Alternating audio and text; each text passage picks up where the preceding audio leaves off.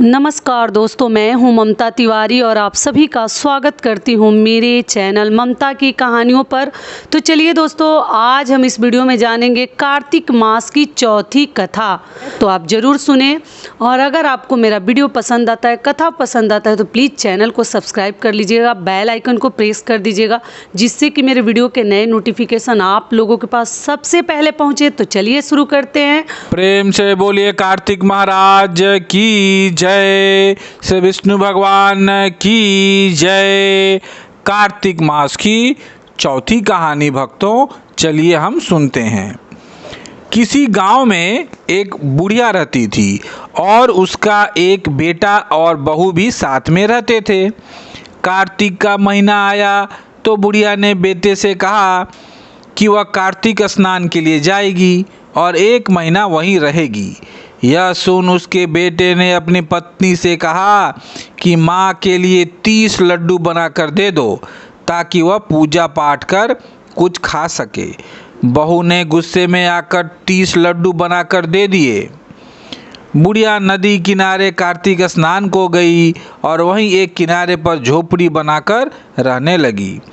बुढ़िया रोज सवेरे उठकर स्नान करती और जैसे ही एक लड्डू निकालकर खाने लगती तो हनुमान जी बंदर के रूप में आते तो बुढ़िया वह लड्डू खुशी से बंदर को दे देती।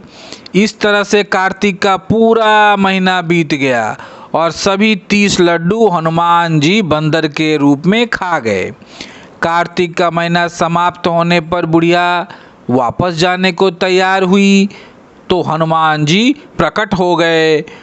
उन्होंने बुढ़िया की उस कुटिया की जगह पर एक आलीशान महल बनवा दिया।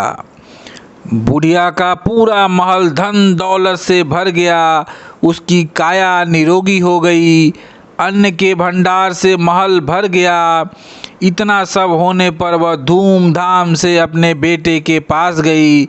बुढ़िया को इतना धनी देखकर उसकी बहू ने मन में कहा कि अगले कार्तिक में मैं भी अपनी माँ को कार्तिक स्नान के लिए भेजूंगी। और अगले कार्तिक आने पर उसने अपनी माँ को कार्तिक स्नान के लिए कहा।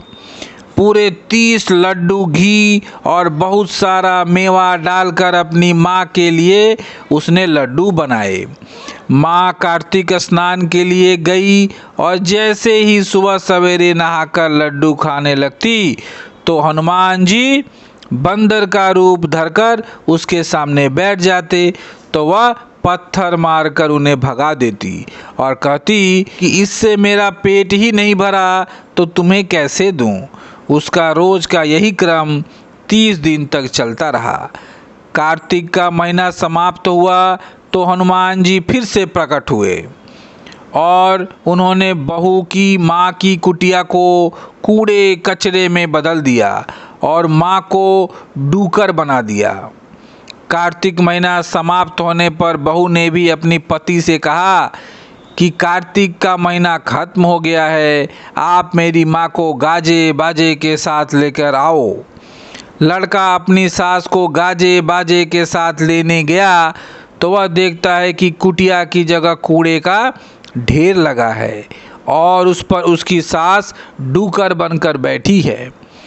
लड़के को देख हनुमान जी प्रकट हुए और बोले कि बेटा, तुम्हारी माँ ने सच्चे मन से कार्तिक का स्नान किया है और पूजा पाठ किया है, इसीलिए ही तुम्हारी माँ पर कार्तिक देवता का आशीर्वाद बरसा था। लेकिन तुम्हारी सास ने पापी मन से यह कार्य किया है और कार्तिक महीने में बेटी के घर का अन्न खाया है, इसलिए कार्तिक देवता इससे नाराज हुए जिससे वह डूकर बन गई है। इस तरह कहानी के बाद भक्तों हाथ जोड़कर हमें कहना चाहिए कि हे कार्तिक देवता, जैसे अपने लड़के की माँ पर बरसे वैसे ही आप सभी पर बरसना। बोले कार्तिक महाराज की जय, भगवान की जय।